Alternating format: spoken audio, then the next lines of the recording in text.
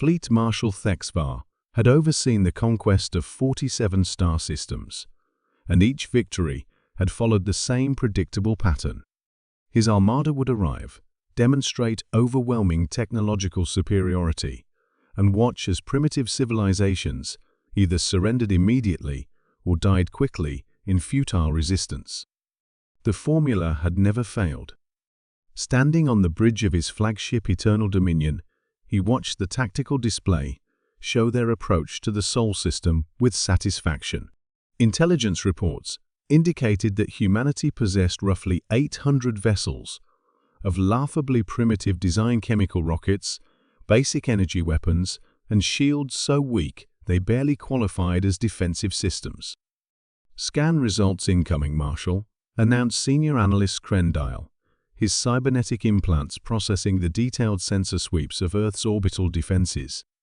Preliminary readings confirm intelligence assessments. Human technology appears to be approximately 2 centuries behind galactic standard. Thexvar nodded, already planning the post-conquest integration protocols.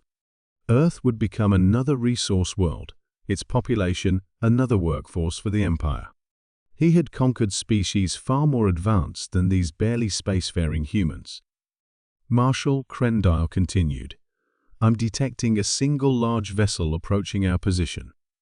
Hull length approximately 2 kilometers, energy signatures consistent with primitive fusion technology. It appears to be their flagship." "One ship?" Thexvar almost laughed. The audacity of these humans was almost amusing. "Are they attempting to negotiate surrender?" "Unknown, sir. The vessel is maintaining a non-aggressive posture, but refuses to respond to our communications."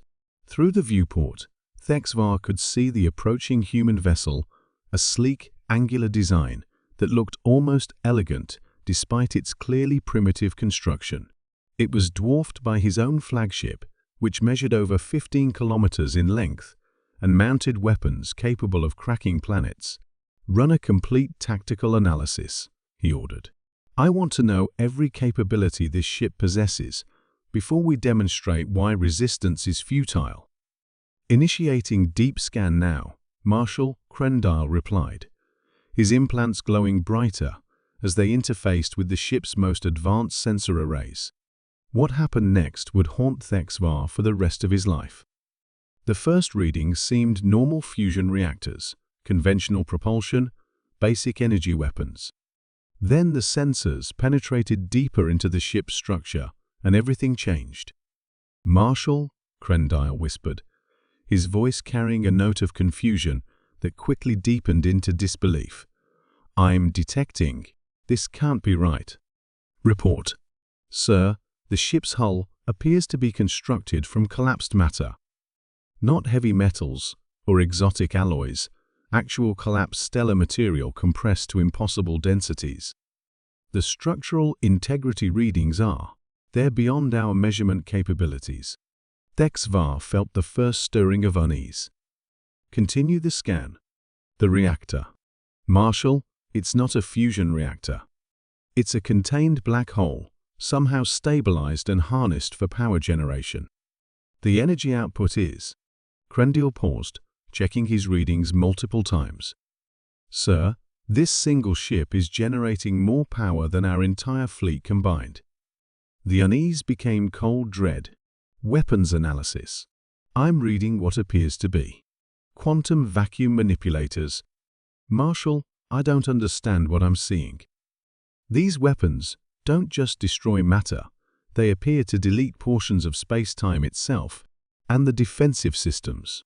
Crendile's voice cracked. "They're not shields in any conventional sense.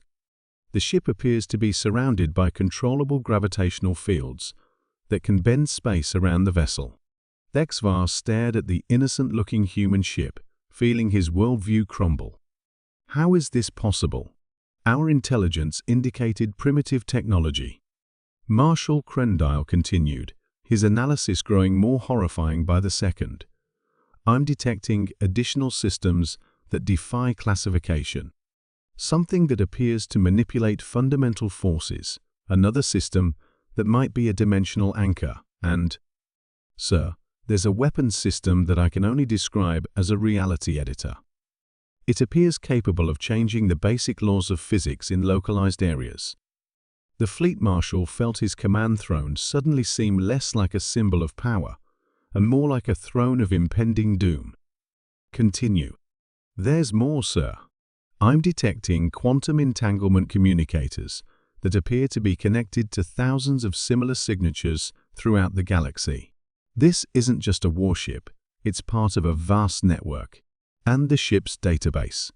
Marshal, the scanning data suggests their archives contain detailed technical specifications for every piece of technology in our fleet. Impossible.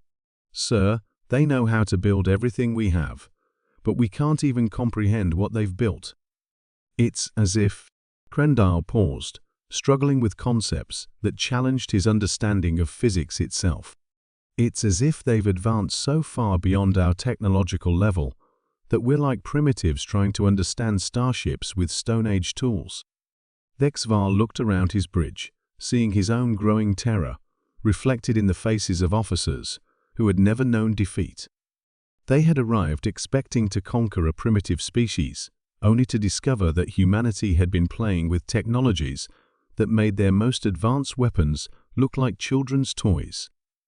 Sir, the communications officer announced with a trembling voice, we're receiving a transmission from the human vessel.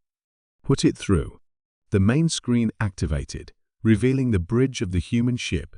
A calm, middle-aged woman sat in the captain's chair, looking utterly relaxed, despite facing a fleet that should have been capable of destroying her homeworld. This is Captain Elena Rodriguez of the UES Ascendant, she said pleasantly. Fleet Marshal Thexvar, I presume? We've been monitoring your approach for some time. How? The word escaped Thexvar before he could stop it. Captain Rodriguez smiled. Your quantum signature has been in our databases since you entered this galaxy 6 months ago. We've been studying your technology, your tactics, your entire civilization, while you made your way here. That's impossible. Our stealth systems are. Primitive Rodriguez finished gently. Marshal, I think there's been a fundamental misunderstanding. Your species has been conquering civilizations that are roughly at your technological level. You've developed the impression that you're apex predators in a galaxy of prey. She leaned forward slightly. But humanity isn't at your technological level, Marshal. We're so far beyond it that your entire fleet represents roughly the same threat to us that a stone knife would pose to one of your armored soldiers. Thexvar felt the weight of inevitable defeat settle on his shoulders. What do you want? The same thing we've wanted from every would-be conqueror who's approached our space over the past few centuries. Rodriguez replied calmly. We want you to turn around, go home, and never come back. We don't conquer other species, Marshal. We just defend ourselves when others make the mistake of thinking we're defenseless. As the transmission ended, Thexvar stared at the human ship that had just revealed itself to be more dangerous than anything he had ever encountered. A single vessel carrying technology that made his entire civilization obsolete. Orders, Marshal? His tactical officer asked quietly. Thexvar continued staring at the ship that had just shattered every assumption he'd held about galactic power structures. Signal the fleet. Full retreat. Maximum speed. Sir? We're not predators here, he said quietly. We're not even prey. We're insects who just discovered what happens when you threaten a species that has learned to manipulate the fundamental forces of reality itself. As the Imperial fleet fled the Sol system, Thexvar realized that they had just encountered humanity's greatest weapon, the terrifying revelation that some species were so advanced that resistance was not just futile, it was unimaginable.